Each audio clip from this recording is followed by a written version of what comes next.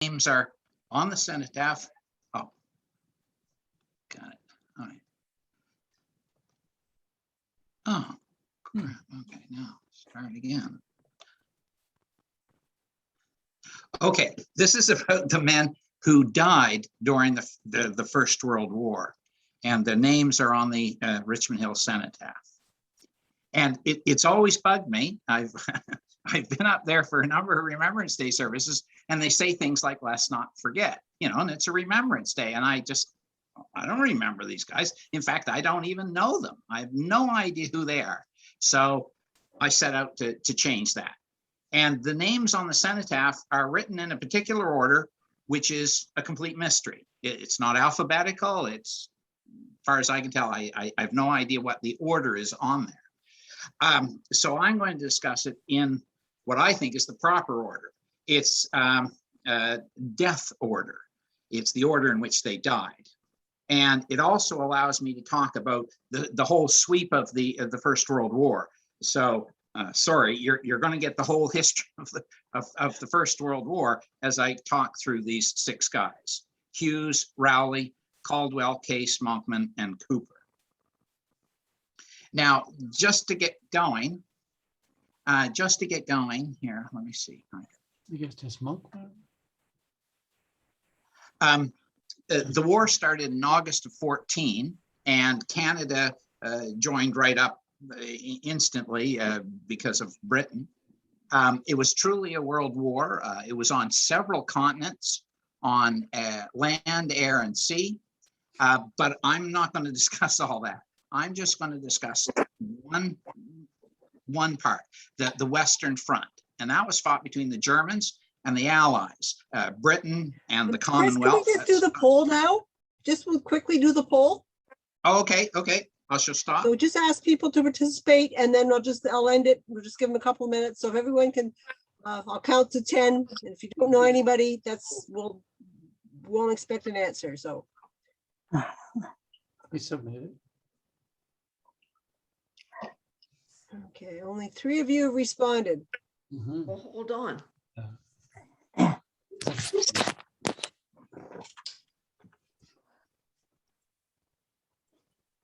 Okay.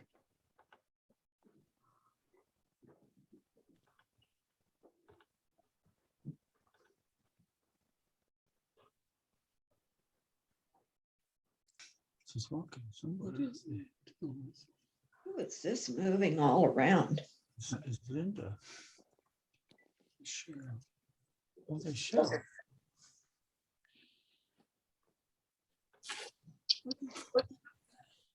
Okay, Chris, you can proceed. Okay, all right. So I'm just talking about the Western Front here between Britain, France, and other countries against the Germans.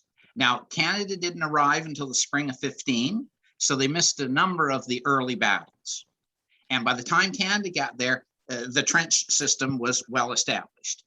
Now, the trenches were longer, deeper, and better defended by steel, concrete, and barbed wire than ever before. They were dug far below the surface of the earth, out of reach of the heaviest artillery. Grand battles with old maneuvers were out of the question. Only by bombardment, sapping, that's digging mines right under the enemy's trenches, filling them with explosives and blowing them up. And assault could the enemy be shaken.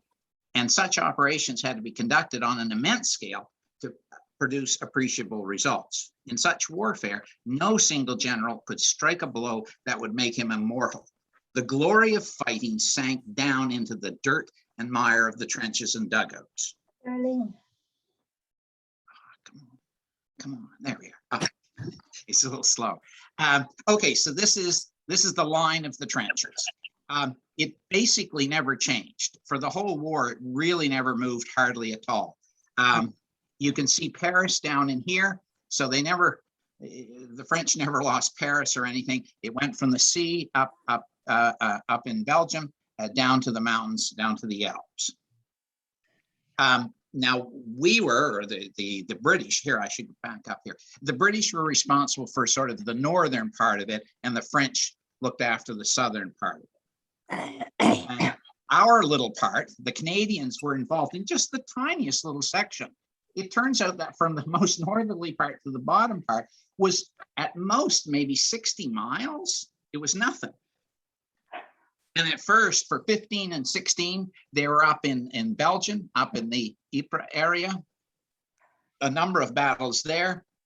And then by mid 16, they moved down to the Somme. And you got to, Somme was the battle of the war. It was a really bad one. Millions of people died there. Then that's in 16. And then in 17, they moved up and we had the famous Battle of Vimy Ridge. We had the Battle of Hill 70. And then later in the year, there's Passchendaele. And then in 18, well, that's when the Germans did a spring offensive. And then when that was over, then the Allies did the push starting down here in Amiens and then back up to Harass. And we pushed them all forward through to Mons, where the war ended. Okay, first up, Earl Hughes. Okay, so he was born in Toronto. He had a younger brother. His mother, I think, died in the early 1900s. In 1911, he was living with his father and his brother and stepmother and two stepbrothers in Hamilton. Okay, but when he attested, signed up, the family was living in Richmond Hill. So that's his Richmond Hill connection. I have no idea if Earl was actually ever in Richmond Hill, but certainly his family lived there when he signed up. But during his time in the military, the addresses for his next of kin and stuff keep changing. They changed three different times, and they were all in Toronto. In any case, Earl attested on the 23rd of September of 14, which you got to appreciate is really early. War was only declared just a little over a month before. And the reason why he signed up so early is he was already in the military. He was assigned the 9th Battery, but he was actually with the 9th Battery all along. And he was only 19 years old, 5'10", gray eyes, brown hair, and a machinist. Okay, this is Valcartier. This is the camp they set up. The first thing they did as soon as they knew they were at war, they set up this big camp in Valcartier, just north of Quebec City. This isn't Hughes, this is some other group, but this is what Valcartier would have looked like, all the tents and so on. So that was in September of 14, and sort of almost instantly on the 28th of September, that's barely a week after he signed the enlistment papers, he was on board a ship. And that there was a big flotilla, a big convoy, if you will, that sailed to Britain, and that was the CEF. The CEF is the Canadian Expeditionary Force. So that's yeah. And they went over there in October. By October, they were there in the Salisbury Plains.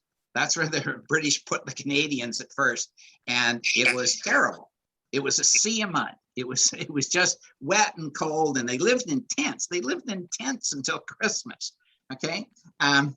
The enthusiasm with which they flocked to Valcartier persisted, and in general, they bore their adversities with admirable patience, regarding them as an inevitable consequence of war. Now that's from Nicholson. If you want to know anything about the First World War, you have to start with Colonel Nicholson. He wrote the book. It's called the CEF, and he wrote it in the 20s or something, not long after the First World War. So it's sort of the Bible of the First World War. And that's freely available. Anybody, if you just type in Nicholson First World War, it's a PDF, and anybody can get it and read it. It's extremely detailed.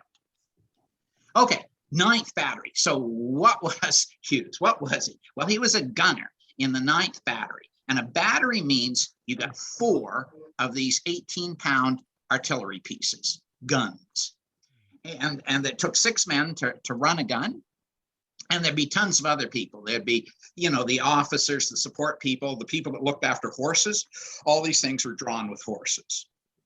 So Earl was a gunner. So he was one of the crew. I have no idea what position he worked at, but he was one of those crew.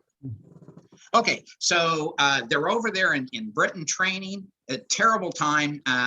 but not long. So it was, the fall, winter of 14-15. And by February, they're in the war. They're over in Belgium, and they're practicing in February and March. They're practicing hooking in, marching, and most importantly, entrenching and concealment in nearby fields.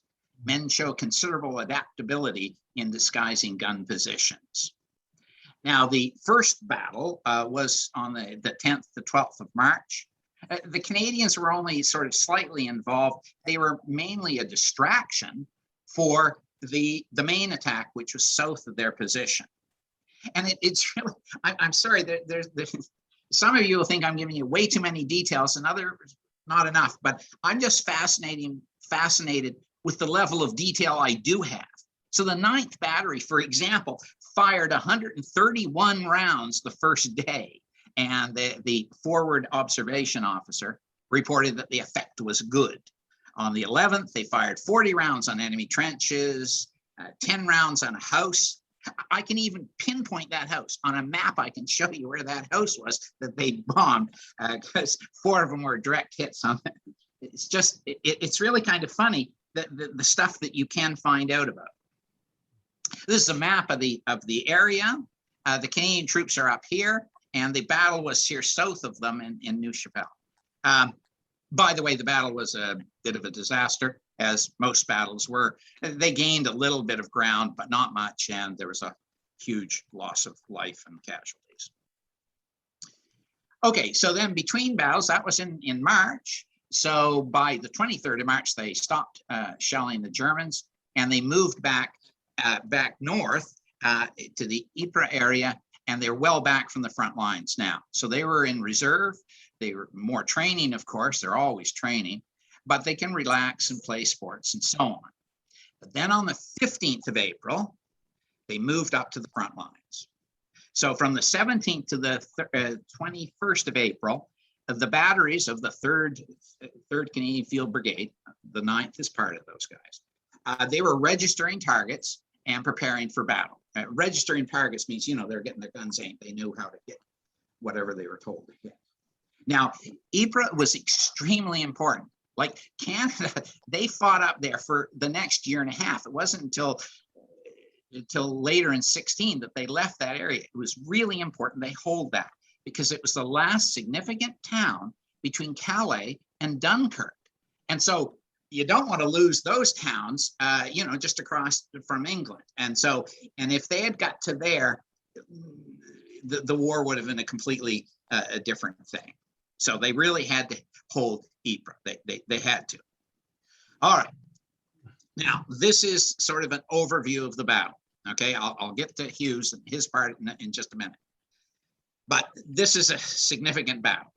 On the 22nd of April, the two Canadian brigades were on the front lines with a 3rd in reserve. At 5 p.m., the Germans released gas against the French division to the Canadians' left. It was an enormous green-yellow gas cloud, several kilometers long, and it drifted over towards the French lines. When it rolled over their positions, they either suffocated or fled. And most of the gas missed the Canadians, but the French had to retreat, exposing the left flank, the Canadians' left flank, and threatening destruction of the whole Allied position.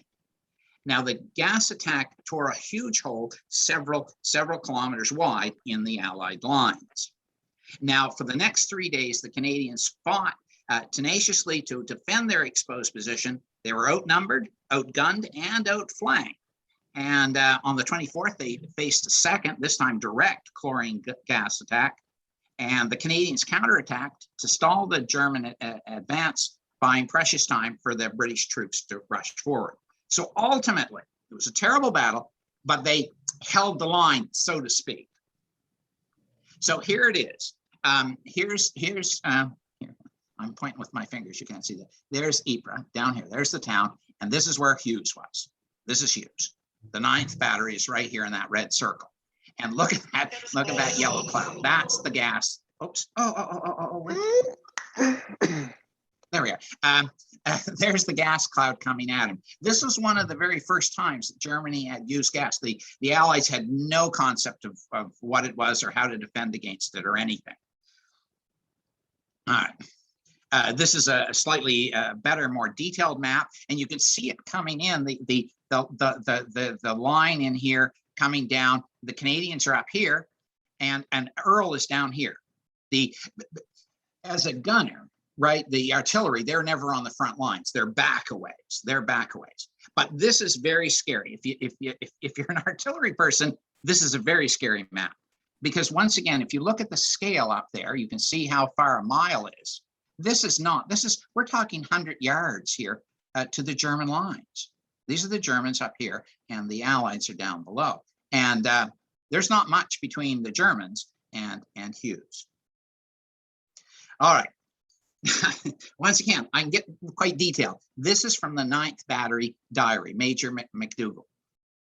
I noticed a dense cloud of green-colored smoke rising from the enemy trenches in the north. I was registered on 5 different targets in the vicinity, and at 4:55, I gave orders to open fire on the enemy first-line trenches in the vicinity. They then later reported that the Algerian French were streaming through their lines. I mean, can you imagine? This is kind of their first battle, and already their comrades are running, running away. I mean, there's no other battle where I've ever heard of such a thing. I mean, people were running away from the gas, and they kept to their guns. I kept up rapid fire during the whole night on the northern part of the wood. At daybreak on the 23rd, my position was heavily shelled by the enemy and at times untenable.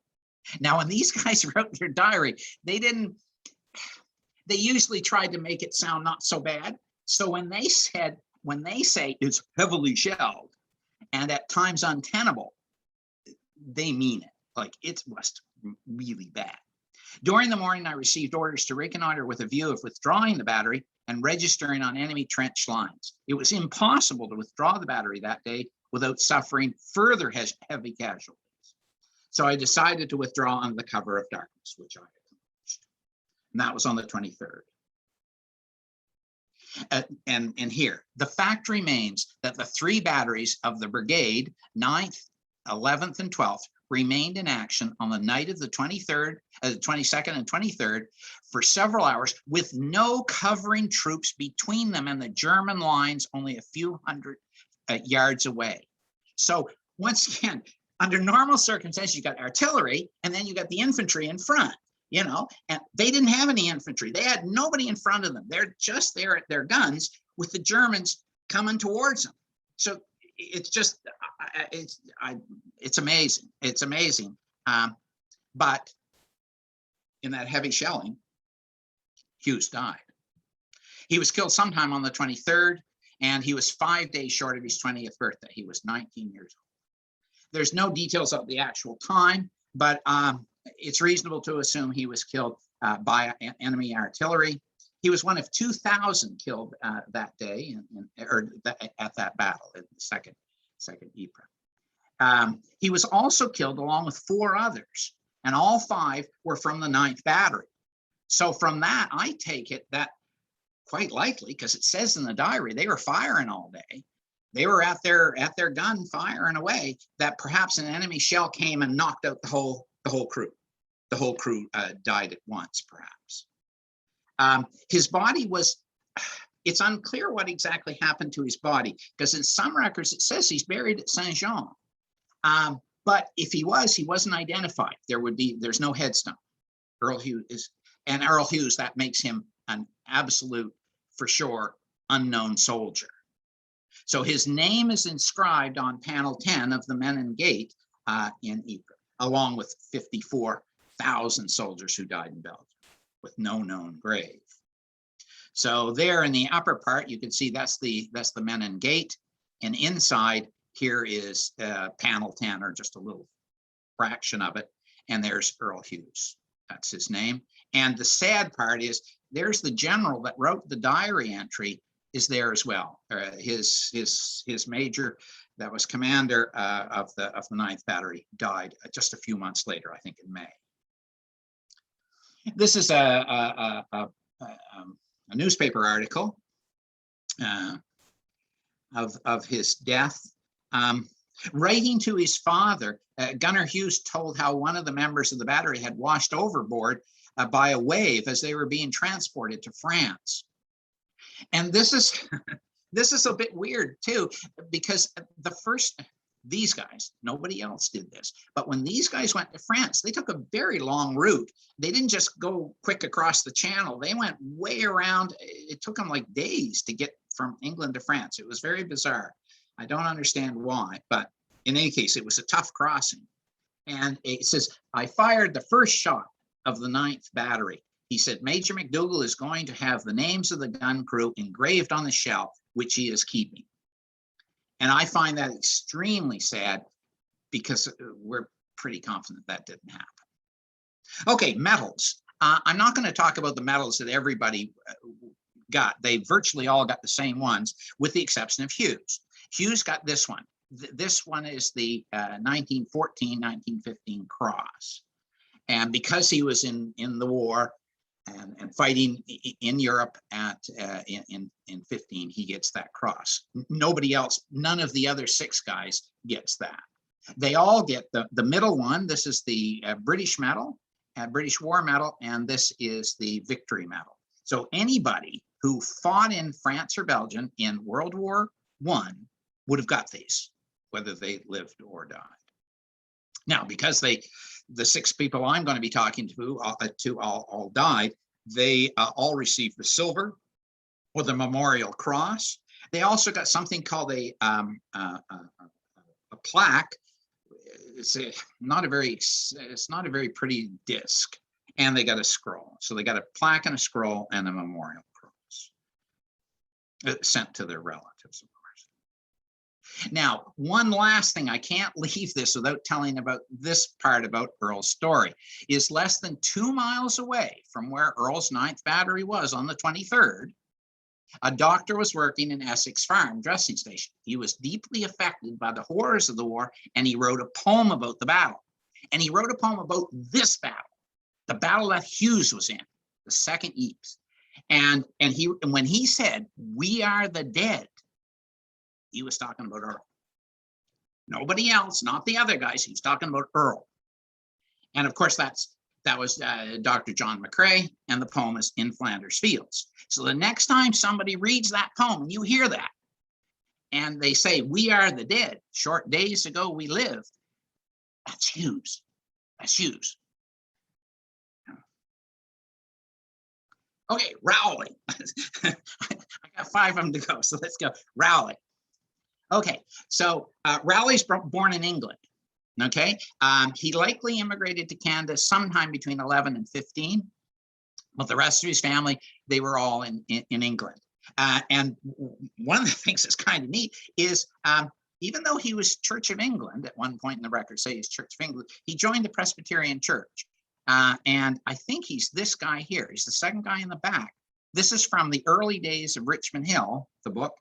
And so there he is. So he's a member of the community in 1915.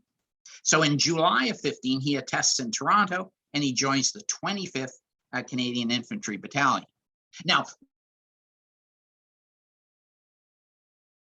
once again, let's just get the joined up, went to England, and died before anybody else even thought about joining up. Like, he died in April, and here's Rowley coming along, attesting, joining up in July of 15. Now, the 75th Battalion, this is also a little weird. Rowley's one of the few people, well, Hughes did it too, I guess, but Rowley joined a regiment that ended up fighting in the front lines. Almost nobody did. The regiments that you joined up in Canada were also on, so you ended up in a completely different fighting battalion, if you will. So anyway, he joined the 75th Battalion. He was 21 years old. He was a short guy, 5'3", and he was a barber. It listed his occupation as a barber. Now, so if you want a story of Rowley, there's a book on it. It's the 75th Battalion, the Toronto Regiment. It costs money, but I bought the books, but there's a whole book on the regiment. They recruited in in Toronto in July and August, and they sailed to Niagara-on-the-Lake, where they trained in the fields near where Shaw at Niagara-on-the-Lake. So you'll know that there's the Shaw Festival, and there's a big sort of fields across. It's across from, I think, was it Fort George or something in there. And right away, or fairly quickly, he was promoted to Lance Corporal. So Rowley was a good soldier. There's no question about that, I don't think. So they trained in the summer and the fall in Niagara-on-the-Lake, and then in November they marched them back to Toronto. Now, I guess I didn't mention this. They sailed from Toronto. There was a ship. They took a ship from Toronto to Niagara-on-the-Lake, but then that was before their training, and then after their training they moved back. They marched them back to Toronto, so they had to march back. And they continued to train at the exhibition grounds. So the training for all the World War I guys that happened here in Toronto happened down there at the exhibition grounds. In March of 16, they get their colors. There's a picture of the 75th getting their colors, their flags. And just shortly afterwards, they boarded the Empress of Britain and sailed to England. And virtually at the same time, he was promoted to sergeant. Okay, and by April, they're in England and they're at Bramscott Camp. That's in south central England. It's much nicer than Earl had than on the Salisbury Plains. The Salisbury Plains is a horrid place to train, but down here in Bramscott, it was fine. And notice they got real huts. They got real buildings to live in. They didn't have to live in tents. Also, this other picture is really important. Don't let me get going on a tangent, but they have a gun. This is the Lee Enfield rifle. That's a British-made rifle, and they just got that, and they took away their Canadian rifles. In the first part of the war, the Canadians had a Ross rifle that was made in Canada, but it was dreadful in the trenches. It was dreadful in the trenches. And so they got a Lee Enfield rifle. And the other thing they have here in this picture, which is, if only Hughes had it, is the gas masks, the small box respirator. Now we all wear masks now. We know how horrible the mask is. Can you imagine this thing? These, oh my God, and trying to fight and like save your life and work and do other things in this sort of thing must have been horrid, but it worked. It worked. If you were wearing your small box respirator, you would not die, or you would not be injured by all the various gases. There was the chlorine gas, there's the mustard gas, there's phosgene gas. There was a whole bunch of them that were used, and this protected you against them all. Okay, so by August of 16, the 75th were being moved into the front lines platoon by platoon. And this was just to get everybody used to the front lines. And by the way, they're still they're up in Belgium, up near the Ypres area. And this is unusual because normally guys who came to the trenches, they came, the battalion was already there in the trenches. And so they just would join. But these guys, the 75th, it was the whole battalion. Nobody with the 75th had been to the trenches. So there was no one to sort of tell them what to do. And so that's why they moved them in just platoon by platoon, so they would be with other people and explain what was happening. So they're in St. Eloi area, which is just south of Ypres. It's not far from where Hughes was. But now Hughes has already been dead for a year and a half at this point. Okay, trench discipline was extremely difficult under the wretched conditions they faced, which included waterlogged trenches, incessant mud, rat-infested dugouts, snipers, and the constant sounds and smells of battle. The men learned how to carry out assaults beneath their own artillery barrage. While on raids, they had to cut into, crawl through, or fight their way over flesh-tearing barbed wire in the face of enemy artillery and small arms fire. There was no particular battles going on at the time that Rowley was there, but they suffered casualties every day. They lost men to machine gun fire, snipers, and artillery. It was not a good time. And this was called wastage. They had a name for this, which is really, it's depressing. They had a name for this. And so virtually every day in every battalion, there were casualties, not necessarily deaths, but certainly people were wounded and there were deaths as well. Okay, so this is a map. This is a map of, this is the trench maps. The British here are in the blue trench, or the Canadians, I should say, and the Germans are in the red down here. There's St. Eloi, and there's a bunch of craters here, so a little hard to tell. The British had blown them up, had blown up these monster mines and created these, well, man-made lakes, if you will. Some of them are still there to this day. You can actually go see the Eloi craters to this day. It was a terrible battle. That was in the spring of 15. And it was a disaster. It didn't work well at all. Any case, so Rowley is in this area, in the St. Eloi area. Just note this little circle over here beside Ridgewood. Now, raiding. This is a bizarre concept, but listen to what they did. Patrolling in no man's land and raiding enemy positions was to become commonplace for the officers and men of the 75th.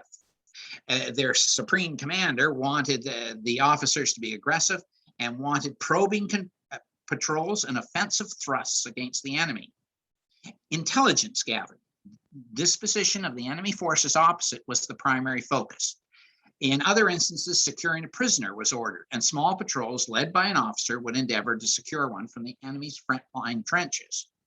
Other times, a party of attackers would make their way over to the enemy's line and bomb the trenches. Now, when I say bomb, or you read bomb in the First World War connection, it is, I think, hand grenade.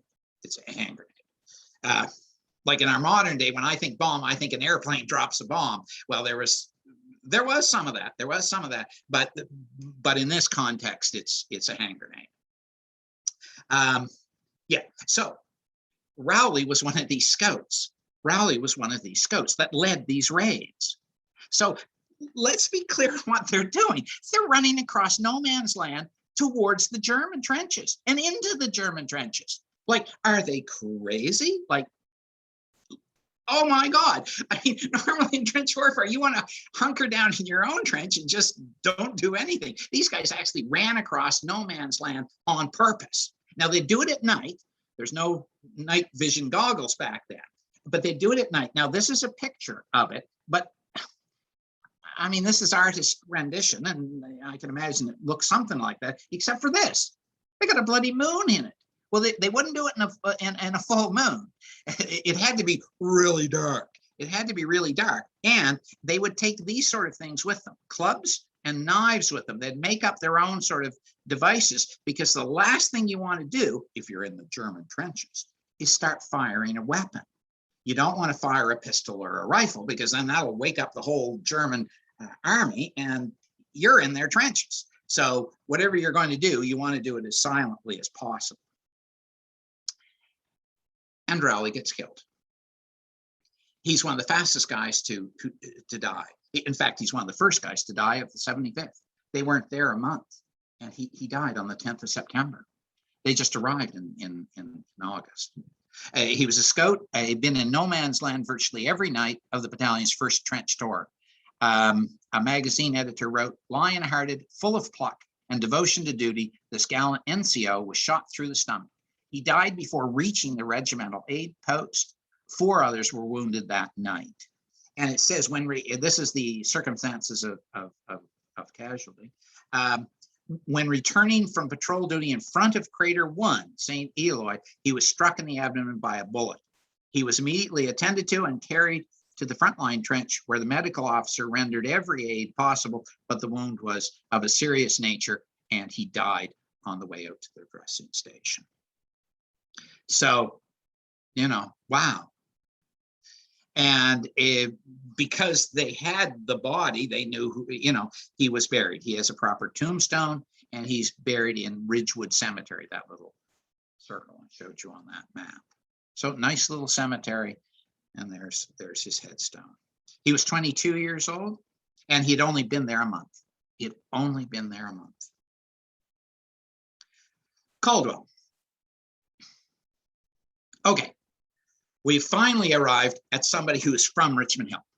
This is a third generation Richmond Hillian. There's his parents and his grandparents. They were all in the area. He was born in Aurora, and he attested in July 15 at Berryfield, not to be confused with Barry. Berryfield is just outside of Kingston. So he was a clerk. He worked for the Eaton Company. He was a tall, thin guy. He was 5'9" and 135 pounds. Compared to my measurements, that's a thin guy. He was 19 years old, and he joined the 8th Regiment of the CMR. Now, this is, Caldwell's kind of our first sort of typical soldier. He joined something called the 8th Regiment of the CMR, and he would be later transferred to his quote, quote, real fighting battalion, the 4th, for the 4th CMR. This is a picture down below here of Berryfield. It looks a lot like Balcarce. He left Canada on October of 15, and he joined a week after. Oops! Damn! Silly computer. He joined a week after Rowley, but was on his way to England only after 3 months of training, where Rowley was still in Niagara. Right? Remember, Rowley had quite a bit of training in Niagara and Toronto. So, so Caldwell was in Bramscott for training, just like Rowley, but earlier. Okay, so these guys are a little out of order now. Training involved all sorts of things, lots of marching, of course, but physical training, rifle drills, shooting, bombing, trench warfare, and all sorts of different things. It turns out some of this stuff you'd think is pretty simple, relatively speaking, but it wasn't. It wasn't. There was a lot of really serious training they had to do.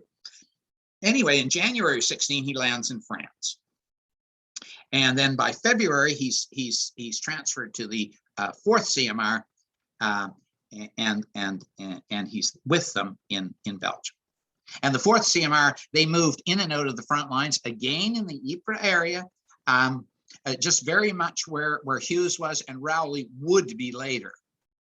And here's a passage from the CMRs. The CMR is actually a quite famous regiment, and there's a whole book. And once again, it's a PDF book, but it explains all of their experiences in the First World War. The weather was raw and cold. It had been snowing. Added to these unpleasant conditions were the discomforts of the sodden trenches. Everyone lived a rodent life. In the daytime, nothing stirred, but at night, the salient was alive of moving troops and transports, entering in small groups to relieve and ration the men on the front line. Machine guns raked the roads, shells of all description enfilade the strategic death trap. High explosive crashed on the pave and fell on the town of Ypres. The town of Ypres was destroyed. There was really nothing much left there, just ruins. The night was made more unreal by the flares and very lights which seemed to surround the mysterious darkness. During the days in the front line, the men's lives were menaced by bombs and grenades. Dodging mortars and repairing damage occupied many hours of duty. And then, this is the best news there was. On the 29th of May, Caldwell gets the flu. Now you might say, well, what's that good news? Oh, wait for it. This is really good news. He's sick in the hospital just for a week from the 29th of May to the 6th of June. Okay? So there he is. He's in the hospital. You don't want somebody with the flu in the trenches. We know all about infectious diseases. You don't want that. So if you have the flu, they sent you away. And so once again, let's go over those dates. 29th of May to the 6th of June. What's going to happen? The Battle of Mount Sorel happened on the 2nd of June while he was away in hospital. This is from Nicholson's book. Hardest hit was Brigadier General Williams' right-hand battalion, 4th CMR. Their trenches vanished, and the garrisons in them were annihilated. Of the unit's ordeal, a German witness was to write, the whole enemy position was a cloud of dust and dirt into which timber, tree trunks, weapons, and equipment were continuously hurled up, and occasionally human bodies. The tunnel, a gallery dug in the reverse slope of Mount Sorel afforded some safety until it was blown in. Its surviving occupants were captured. In all, the 4th Mounted Rifles suffered 89% casualties. Of the 702 officers and men, only 76 survived unscathed. All of the people weren't killed, but of this incident, a German regimental historian was to write, "It is fitting to stress here too, the Canadians did not surrender, but at their guns defended themselves with revolvers to the last man." That's the Germans quickly learned that the Canadians were a different breed of guys. They weren't like the British soldiers. They weren't. This is Mount Sorel, what it looked like after the battle. There was just, I mean, this used to be a forest. This used to be a nice forest. It wasn't. Okay, so that was a really good time to not be on the front lines. For the rest of the June, they got reinforcements and had to rebuild and retrain the entire battalion. Basically, this is like a brand new battalion. It's hard to imagine, but Cleland, when he came back after being sick for just a few days, there'd be nobody left that he knew. I mean, what was the chances that he knew some of those 76, you know? He might have known a few of them, but probably he didn't have any friends at all. He came back to a completely strange battalion. So that was like, wow. Then finally, in September of 16, they moved out of Belgium, out of the Ypres area, and they went down to the Somme. This is definitely a case of going from the frying pan into the fire. They didn't know it at first. Coming from the salient where nothing moved on the surface to this comparatively open warfare was at first incomprehensible to the men. They never dreamed of such a contrast. The freedom, the unguarded movements, the disregard for protection. They were stunned by the vastness of the operations. Tracks led everywhere across the country. Processions of endless traffic moving in all directions. Horse lines covered every flat piece of land. Canvas troughs watered thousands of animals. Hosts of tents were pitched in open hillsides. Guns were everywhere, some crudely camouflaged, others without any cover. Large naval guns mounted on railway trucks fired regularly from the valleys, rocking the whole countryside. I can just imagine Hughes. He would have been horrified because that's what he did, just trained to hide their guns. You know, you didn't want the enemy to see them, and they're just parking them out on the side of hills. It was just like, oh, Hughes would have been horrified by this. That's what the Somme looks like. Now, the first battle that Caldwell was involved in, and I think generally any of the Canadians, was the Battle of Courcelette. The Battle of Courcelette actually was a good time, comparatively speaking. They actually captured the town. They actually did it. They were on the far left, the 4th CMR on the far left, but they were successful in taking the town. It was immense fire, terrible fighting, lots of people died. In fact, the Battle of the Somme is one of the largest battles ever in terms of death toll. On all sides, if you count it all up, it's millions of people died in the Somme. Also, the Somme went on forever. It went on for nearly a year. So this is just an individual battle of the entire thing. Now, that was on the 15th. The Courcelette was on the 15th of September. So he survives the Courcelette.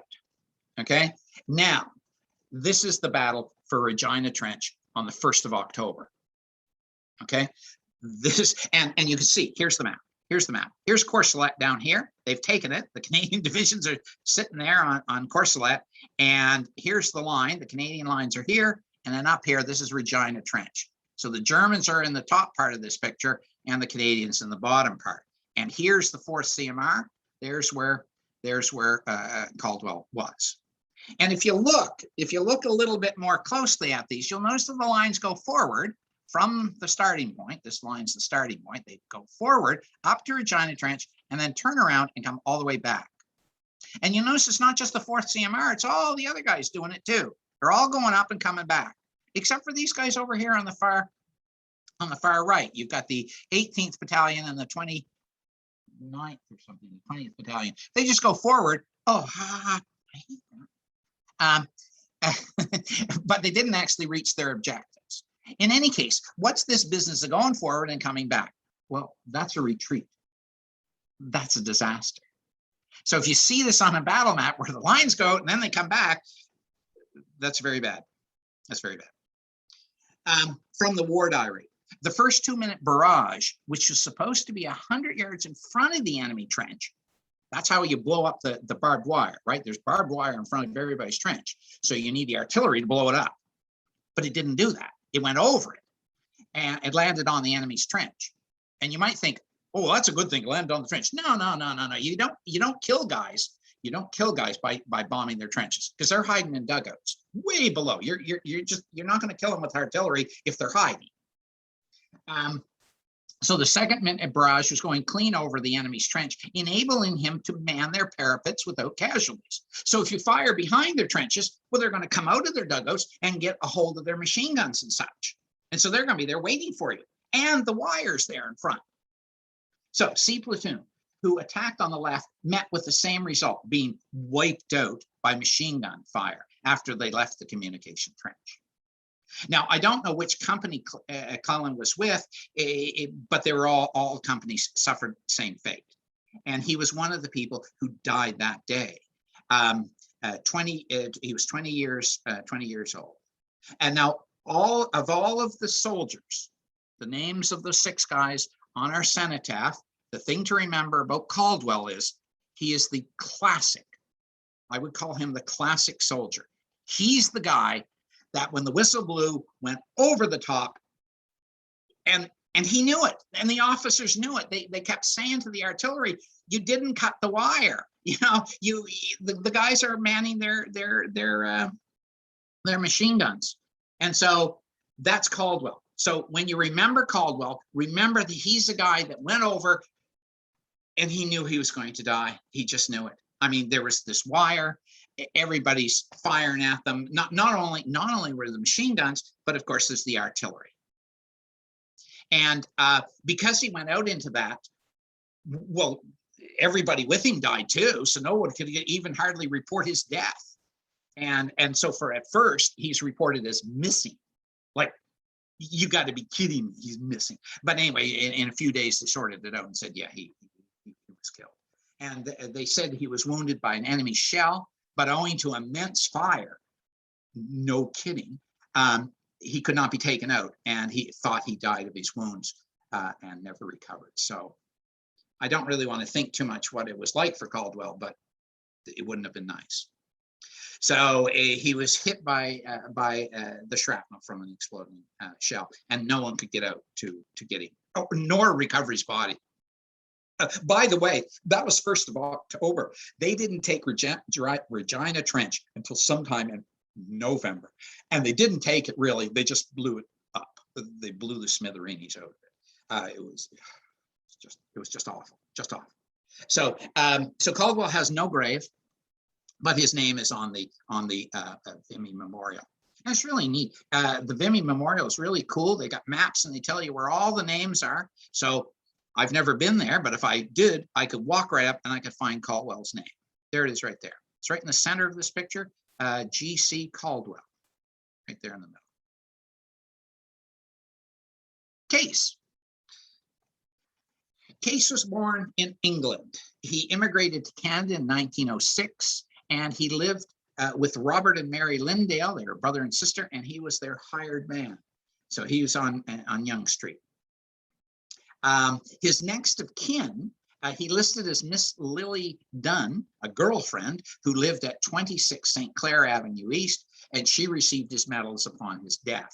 But also part of his pay went back to his sister in England. His parents were likely dead.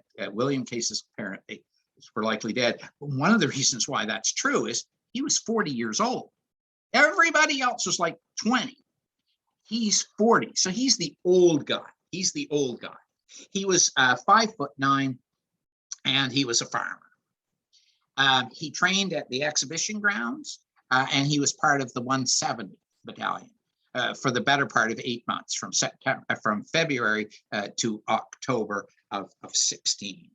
So he's in Canada. He's in Canada while the Somme going on. So this is good. This is good. You don't want to be anywhere near France while the Battle of the Somme is going on. So he's arrives in England on Halloween Day in 16. And he's at a number of camps. He's at Bramscott for a while, then he was at Whitley, and then finally East Sandling. They're all in the same thing, and he keeps getting bounced around from one battalion to the next. And that's typical.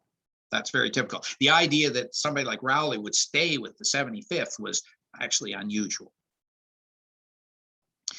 Okay, so William Case. So they trained there. Yeah, okay. Yeah, in May of 17, a full year, 3 months after he tested, he sails to France. Okay, now we got to keep the dates right here. This is May of 17. Okay, remember that. And he's finally transferred to his fighting battalion, the ones on the front line, the third battalion. Now in April, right? This is May. He's arriving in mid-May. In April was Vimy Ridge. Okay, so he missed that. He was in England training when Vimy Ridge happened. But fairly quickly after Vimy Ridge was a couple. There was a couple other battles, Arlo and Fresnoy, in April and early May, that cost the battalion dearly. So they lost a lot of men, not so many at Vimy Ridge, but at the subsequent battles of Arlo and Fresnoy. And so he was a replacement for these losses. So he comes in May, and so through May, June, and July, it's the typical rotation. You're on the front lines for, and by the way, don't think that somebody sits on the front lines forever. They are never there for more than a few days, 5 days a week. And then they get rotated back into reserve and then in support and so on. They rotate back and forth. It wasn't a terrible time, comparatively speaking, but there was still the typical wastage. On the front, mostly what they did when they were at the front was they repair and improve their various living conditions and put out more wire. Barbed wire was real important, as Caldwell would tell you. Now, in reserve, they played sports and they trained. They had pay parades, church parades, and bath parades. Okay, now we come to the Battle of Hill 70. Hill 70 is a really important battle. This is in June, and Curry, now Arthur Curry, is in charge of the Canadians. He is the first Canadian general to be in charge of the entire CEF. Previous to that, it was British commanders. So Haig, he's the big cheese, the British guy in charge of the whole, in charge of the British contingent. He ordered Curry to attack Lens. He wanted a frontal assault on the city. Instead of attacking the heavily fortified city directly, Curry convinced his superiors a better plan would be to capture Hill 70. It's directly north, and if this dominating hill could be taken, the Germans would have no choice but to counterattack. Curry planned for artillery and machine guns to smash these German concentrations, thereby weakening their hold in the entire sector. So the Canadians attacked on the 15th of August and captured many of their objectives, including the high ground. And then they held these positions against 21 counterattacks over the next 4 days. That's like, wow. In any case, so, and it was a success. They did it. They held it. So the Canadian, but then somebody, I don't know, Curry, I don't know. I guess the success went to his head. He says, oh, well, let's try. Let's see if we can actually take the town on the 21st and the 23rd of August. That was unsuccessful. Remember that. That's important for us in Richmond Hill. Okay, so the 3rd Battalion. So let's get back to Case. So they weren't even in the fight. Not really, not in Hill 70, they weren't. On the first day, on the first day, they were not they were well back in reserve. But then they were in close support for those on the front lines during the counterattacks of 17 and 18. This is a picture of Hill 70 battle scene. A company supplied carrying parties forward to 2nd Canadian Battalion. They were very short of bombs and SSA, that's rifle bullets ultimately. The runner sent up to 2nd Battalion at 12:20 a.m. to try to ascertain the situation of their front. Germans attacked again at 1:30, and SOS spread to the front. Artillery fire on both sides, extremely violent, causing 10 or 12 casualties to D Company ration party near the ration dump. The 2nd Battalion attacked at 4:30, attacked at 4:30 by the enemy, and SOS put up. Artillery fire on both sides, terrific. Casualties from noon on the 17th to noon on the 18th was 24 other ranks wounded and 5 other ranks killed. This is what it would have sort of looked like if you were William Case. You would have been one of these people carrying up bombs, ammunition, water, food up to the front. So that's what their job was. And he was killed. He was killed while carrying up rations, ammunition, water, bombs, whatever. He was killed by shell fire while on duty in the trenches. He was 41 and a half years old. He had only been in France for 3 months. He hadn't seen a battle, right? He came after Vimy, Fresno, and Arlo, and he had been in there training and working. And then in Hill 70, he really wasn't hardly in the battle. I mean, yeah, okay, he was in the battle. But not on the front lines per se. There's a newspaper article of his death, and interesting. It says reported missing. He formerly roomed at the home with Miss Dunn, St. Clair Avenue.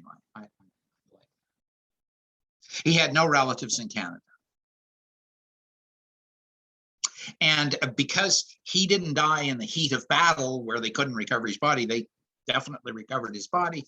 They buried him, and here's his headstone here. This is in a military cemetery just west of Lens. It's really neat. These cemeteries, they all have maps, and they always tell you exactly to the row and the number of where the tombstone is. And so from this picture, I was able to determine that in this little circle right down there, that's where that tombstone is. So if you ever go to France, I can walk you directly to his headstone. You can do that for anybody, for any of the soldiers that died. Monkman. Okay, this is our second Richmond Hillian. This guy was seriously Richmond Hill person. He was born in Toronto, and at the time of his enlistment in April of 16 was 1306 Yonge Street in Toronto. But Monkman, as I'm finding out at the memorial service the other day, is very much tied with Richmond Hill. He was a shipping clerk. He was 5'7". Now, Case and Monkman both attested in Toronto, and they both trained there, and they both traveled to England on board the same ship. Now, Monkman was with the Depot Regiment of the CMR in Toronto. Then he was transferred to the 11th, trained in Shorncliffe, and arrived in France in February of 17, where he was transferred to the 27th Battalion, known as the City of Winnipeg. Now, okay, so now, let's get our dates right. Remember, Case didn't show up in France until May of 17. Monkman beat him. He was there earlier in February. So he shows up in February. So what does that mean? It means he's going to be in Vimy. Monkman's going to Vimy. Oh, there's the Shorncliffe camp. A lot of the camps, it's either tents or huts. But anyway, that was Shorncliffe. So this is another book that's really worth the read. Is Pierre Burton's. It's old now, but his book on Vimy is really neat because he interviewed. This was written early enough that the people that were there at Vimy Ridge actually talked to Pierre Berton. I had a grand uncle, Louis Buck, who was there and is in the book. He interviewed him to find out what it was like. And so there's lots of interviews of people who were at Vimy Ridge in Pierre Berton's book on Vimy. So it's a great read. Any case, here, let me just read you a little bit. The thoroughness and scope of the training that took place on the broad slopes and the back areas of Vimy that march were entirely new. Miles of white and colored tapes and thousands of flags were used to mark out a full-scale replica of the German trench system. Suspected mine positions, buildings, topographical features were all pinpointed. Every stronghold, every pillbox, every redoubt, every barbed wire entanglement that was known to the Canadians was marked and labeled. The advance behind the creeping barrage had to be choreographed to the split second. Men's lives depended on it. Perfect timing was essential. If the troops moved too quickly, they'd be killed by their own artillery. If they moved too slowly, they wouldn't be able to pounce on the German dugouts before the enemy recovered. As Julian Byng, he was the commander at the time. This is before Curry, this is earlier. Chaps, you shall go over exactly like a railway train on the exact time, or you shall be annihilated. And he wasn't kidding. Now, I just should pause here for a minute. Vimy Ridge was a great success, relatively speaking, because of the terrors, the horrors of that had been learned by Caldwell and his people at the Somme. They paid dearly for these lessons, but you can't attack barbed wire, and you can't attack guys with machine guns. And so what they had was this creeping barrage. So the barrage goes in front of you. You walk as close to it as you can without being killed by it. You walk to it. So as it goes over the German trenches, the Germans are hiding in their dugouts, right? You're there standing on top of the trench the moment the artillery moves on past it, and the Germans say, oh, it's safe to come out. No. I'm standing here and I'm going to throw my hand grenades down and I'm going to shoot you when you come out. All right. It's probable that with the exception of the Krakatoa explosion of 1883, in all human history, no human ears had ever been assaulted by the intensity of the sound produced by the artillery barrage that launched the Battle of Vimy Ridge. 1/3 the Canadian guns were concentrated their fire on the main trench system. The remainder formed part of the creeping barrage that moved just ahead of the advancing troops like a protective screen. Again, men would try to describe that deluge of exploding shrapnel. One likened it to a lawnmower cutting grass, another to a rainstorm crossing a lake, a third to a moving Niagara of steel. All agreed on one thing: the barrage was a moving shield that gave them confidence. This is a famous painting of Vimy Ridge, and there's the guys moving across the ground. Now here's a picture of Vimy Ridge, and once again here the Canadians here are in red, the Germans, the starting German line is in blue, and notice these straight lines. Nobody's turning back, no disasters. This is everybody's going straight forward. And here's the 27th. There's Monkman. Monkman's on the 27th. And notice he's in the last group. There's actually 4 groups that go before him. There's this black line they go to, and then the red line, then the blue line, and then finally the 27th has to get here to the brown line. And so this is all choreographed to the split second, and yeah. So they had to wait for 3 other waves to go first, but they had to follow closely behind, cover the same ground as those that went before them, because when it was their turn to go, they had to be right there to follow this creeping barrage. It was not simply a matter of walking behind the barrage. They had to deal with the Germans who survived, of course. They had to either kill or take prisoners all those that were hiding in the dugouts. They had to deal with and silence machine guns and artillery batteries that were still operating, and yes, there were some. And through it all, they had to worry about the enemy artillery from miles away, which is firing on them. So it worked according to plans, but not without a cost. There was no shortage of casualties and death. So it was a victory, but at a huge cost. Everything in World War I came at a huge cost. Just the numbers are staggering. This is from the 27th War Diary, so this is quite detailed here. There was a momentary check on the left when a machine gun opened up about the junction of the 29th and our battalion. A couple of well-directed rifle grenades put the crew out of action, and the advance continued. On the right company frontage, the gunners of one battery of 5.9s stood to their guns, firing on the advancing troops with muzzle blasts.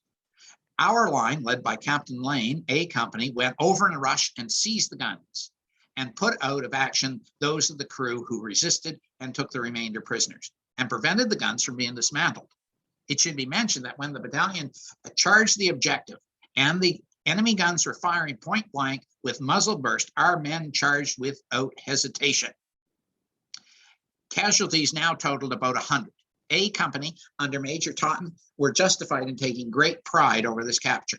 On the 11th of April, these guns returned on the enemy, and under the direction of the officers from the 6th Canadian Artillery Brigade, sent back several thousand rounds captured with them. In total, the 27th Battalion captured 8 guns, 15,000 rounds of ammunition, captured 3 officers, 300 men, and 6 sacks of documents.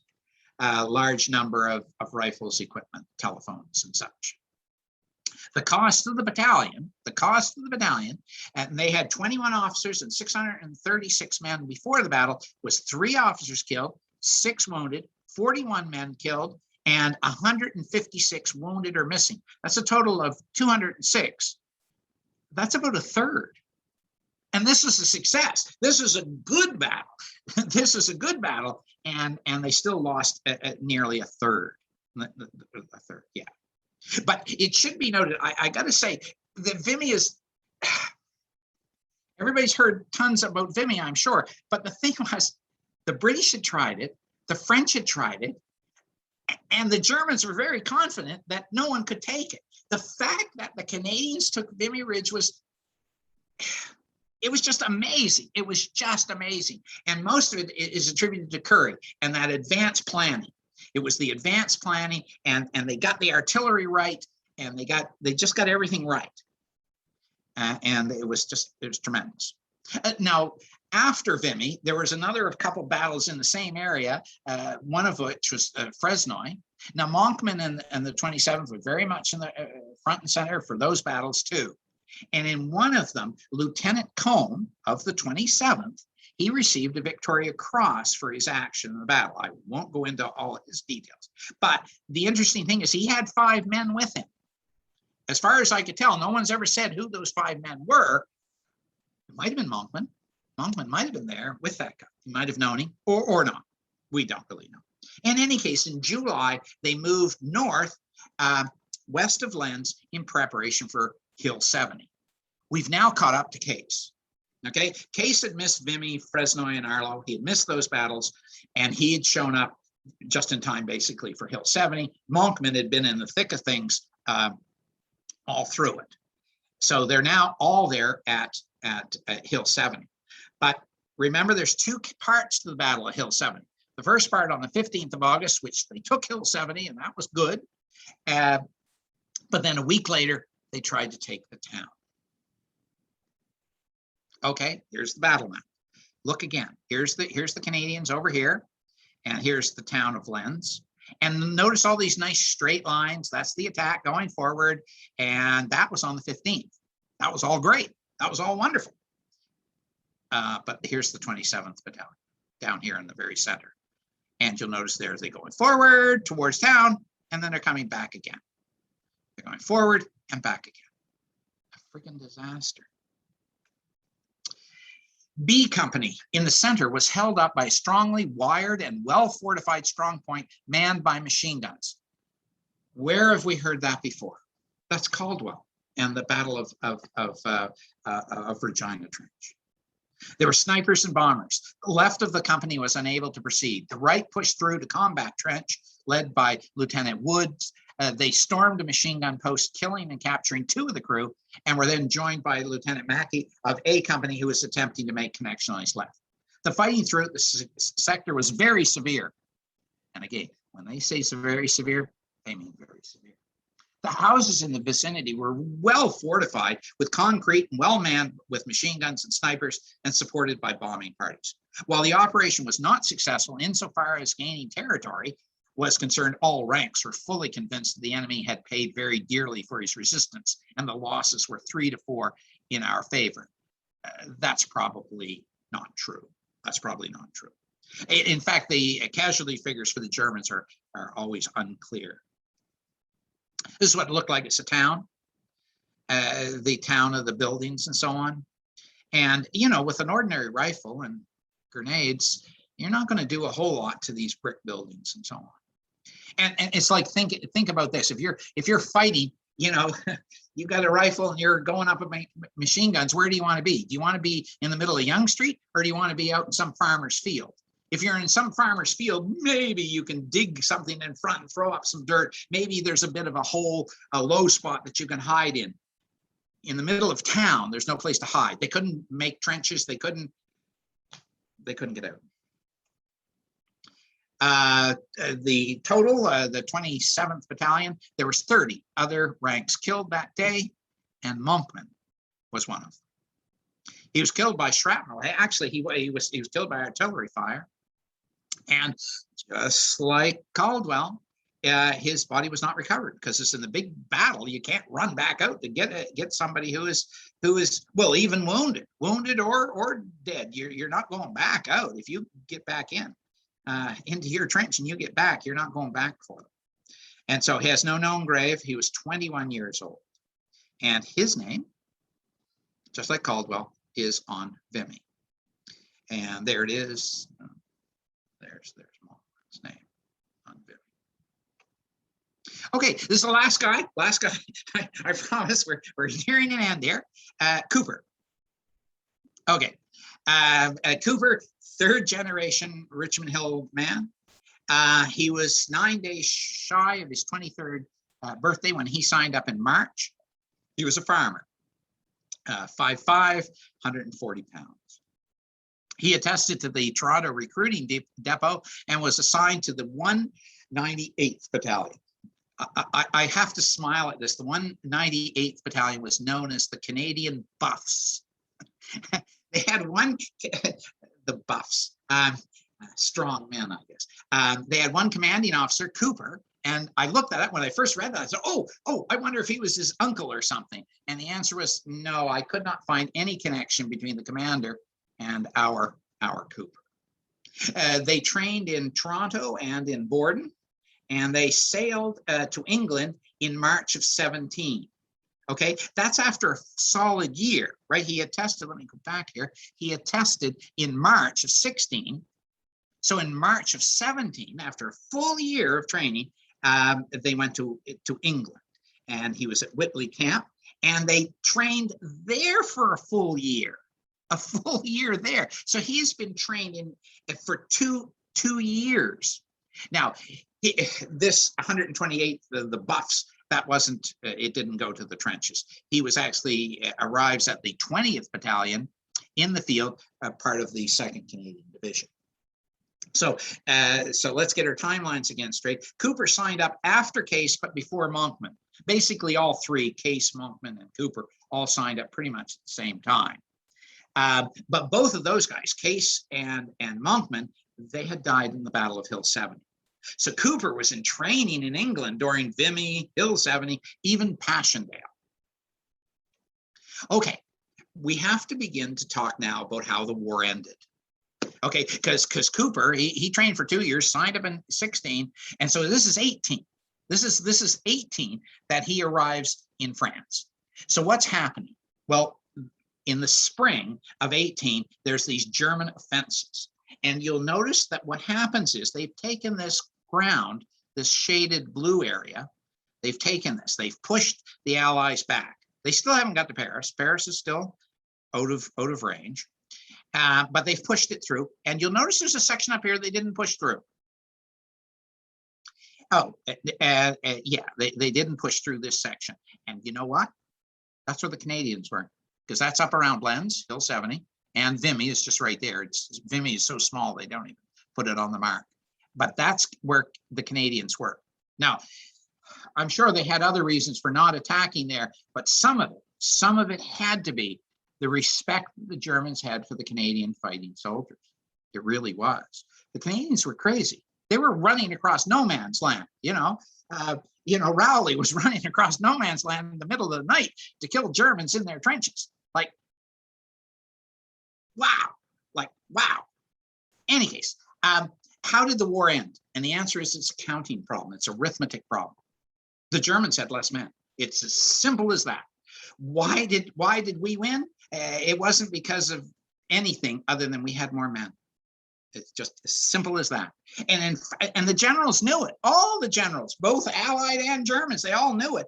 The Battle of the Somme, there was no geographical objective. They weren't trying to do anything at the Somme except kill Germans. Seriously. They knew, everybody knew, if I kill one German for every loss that I suffer, we win. And that's why the Somme killed millions of men. It's crazy. It's crazy. In any case, by early 18, everybody knew what was happening. This was so predictable. They knew exactly what was going to happen. You had the Russian Revolution that happened in the winter of 17. And so the Germans had been, in the early part of the war, fighting on two sides. They've been fighting on the west, the British and the French, and on the east, they were fighting the Russians. But after the Russian Revolution, they came to a deal. Russia, the new Russia, whatever, the new people in charge of Russia and the Germans came to a deal. And so the Eastern Front ceased to exist. So the Germans now, oh my gosh, we got all these extra men from the Eastern Front that we can now move to the Western Front. And what else happened in early part of 18? The Americans were coming. So the Americans were coming. They come late, and everybody knew that by the summer of 18, they were going to be sending hundreds of thousands of troops every month, hundreds of thousands. So Germany had to attack now in the spring of 18, and it was their last chance. If they can take France or something, then they'd win the war perhaps. And so they threw everything they had at the troops in the spring offensive. They moved the line, as I showed you. They did move the line, but they didn't win. It eventually petered out. The spring offensive eventually petered out. And once again, please note, they didn't attack the Canadians. So the Canadians weren't really involved in the spring offensive. It was pretty bad for the French and the British, but not so much for the Canadians. So yeah, here's a more detailed look at it. Here's Lens, and Vimy is just south of Lens, just a few miles south of Lens. And so nothing really happened to the Canadians during the spring offensive. Okay, so Cooper arrived in the Vimy area, but it was just virtually at the same time that they were moving a bit south. I'll go down here again. They moved down to Harass down here to help out with the British who had, from the spring offensive. So from late March to mid-June, they were on the front lines for 6 different tours. No particular battles or anything. There was work parties. They repaired and reinforced the trenches and the wire, nightly patrols, no man's land, lots of artillery fire. But there was good times. They had sports and had baths, training and so on in reserve. On the 19th, the war diary doesn't really say much. So 19th of June, a dull day, showery, hostile activity, hostile artillery was quiet all day. Patrols went out last night on both company fronts, made final reconnaissance for a raid tonight. Nothing unusual occurred. During the day, final preparations were made for a raid tonight. It doesn't tell us much. The raid, the narrative of the raid says that there was no casualties that night, getting ready for it on the 19th. However, sometime on the 19th, Cooper was shot in the left forearm. So he was wounded. He suffered a gunshot wound, a GSW, to his left forearm on the 19th of June.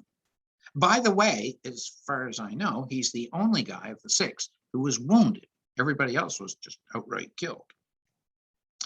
So Cooper was out of action for quite some time, from the 19th of June until the 28th of August of 18. He went to a field ambulance, a casualty clearing station, then to hospitals out on the coast, France, Rouen and Trouville. By the 26th of July, he was declared Class A. He was fit for duty. In those days, if you got wounded and you were able to go back to the front lines, you did. Getting wounded was not an automatic pass to going home. Now this is, sorry. This is a picture, this is not a picture of Cooper, but it's an exact match for his uniform. Because at this point, he's been in the military now for more than 2 years, and he's promoted to Lance Corporal. So Cooper would have looked exactly like that. On his upper sleeve is the corporal stripe. Then down lower is this, well, it looks like an upside down corporal stripe. This is a good conduct badge. No, none of the other 6 had that because they hadn't been in the military long enough. You had to be in for 2 years to get that. And also there's this little stripe here in the middle. That's a wound stripe. So again, this uniform this guy's wearing, where'd he go? It is exactly what Cooper would have looked like. That's what his uniform would have looked like. All right, so he returned to the 20th at virtually the end of August. Now, this is the Battle of Harass of 1918. This battle was a continuation of the final 100 days push by the Allies, which began in Amiens. He had missed this. He was in hospital recovering from his gunshot wound. But in Amiens, on the 8th of August, the Allies start. They start. And at this point, the war was over. The Germans had spent all their men who died in the spring offensive. There was nothing left except for the crying and the dying. The Allies began an offensive in early August, and they never let up for 100 days. It's called the 100 days offensive. And they never let up until the 11th of November, and they drove the Germans ever east. It was a very costly battle. The Americans were pouring in tanks. They finally were getting tanks that would actually do something. There were actually tanks back at the Somme. I didn't mention that, but there were in the Battle of Courcelette, there was actually tanks. There was, I think the Canadians had access to 4 or 5 of them. They didn't do much. But now in 18, they're doing more. They're doing better. And he joined on the very day that there was a terrible battle, guess what, of uncut wire and machine guns just east of Harass. He missed it. Good thing. They had lost a lot of men that very day that he returned. So the very day he returned, they were in the thick of a big battle. He wouldn't have actually gone up into the battle that day. They would have kept him back. So he arrived just in time to move back into reserve, back behind the lines. Beginning on the 17th of September, they were back on the front lines near Bussy, then supporting the front lines again. So they moved back in and out. This was a bit of a lull, They were getting ready for a big push to go across Canal du Nord.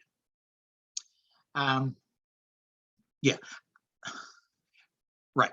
On the 24th, upon taking over the front, the usual protective patrols were put out, as well as one reconnoitering patrol. At 2 a.m., 2 heavy gas projectile attacks were launched simultaneously. The later necessitated the withdrawal of our standard company and the wearing of those small box respirators. Of all our forward companies, from all appearances and all that could be learned, this double attack was successful. Practically no retaliation followed.